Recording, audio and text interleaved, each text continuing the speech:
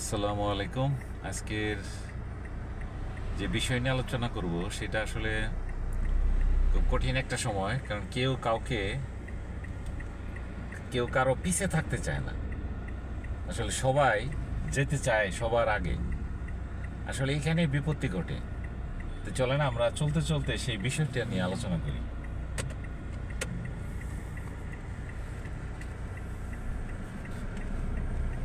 আসলে পিছে থাকতে চায় না মানে সবাই গতির উপরে কোনো নিয়ন্ত্রণ রাখতে চায় না।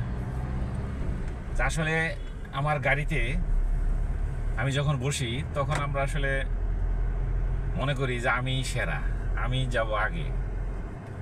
আমরা চিন্তা করি না রাস্তার অবস্থা, আমরা চিন্তা করি না রাস্তার ট্রাফিকের অবস্থা। আমরা সব কিছুতেই আসলে অতিরিক্তর উপরে নির্ভর করি, অতিরিক্ত গতির উপরে নির্ভর করি। তা আসলে আমরা আজকের বিষয়টা অল্প পরিসরে গতির উপরে একটা আলোচনা করি। আসলে গতি কি? যে কোনো আসলে স্থির জিনিসটাকে, স্থির বস্তুকে চলমান অবস্থায় নিয়ে যাওয়াই গতি।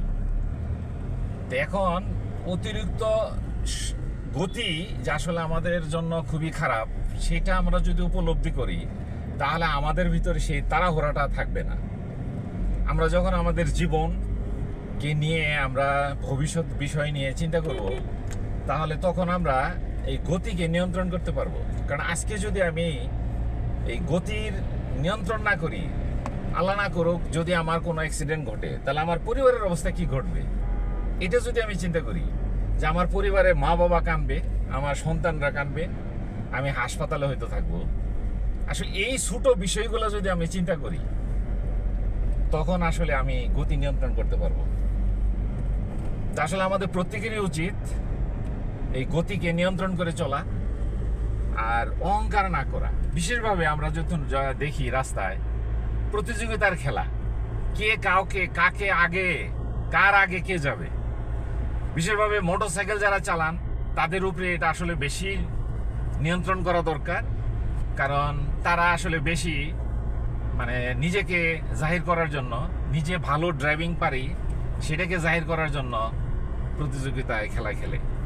তাই আমরা আসুন চিন্তা করি যে আসলে আমি আগের ভিডিওতেও বলছিলাম যে আমি এক গন্তব্যে যাচ্ছি, গন্তব্য থেকে সঠিকভাবে ফিরে আসতে পারবো কিনা, সুস্থভাবে ফিরে আসতে পারবো কিনা, এর জন্য আসলে গতি খুবই একটা গুরুত্বপূর্ণ একটা পার্ট।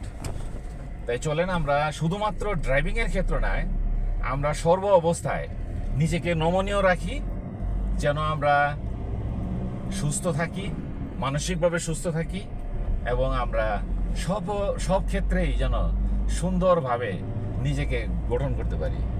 আশা করি এই ছোট পরিসরে হইলেও আপনাদেরকে মূল বিষয়গুলো তুলে ধরতে পারছি। ধন্যবাদ।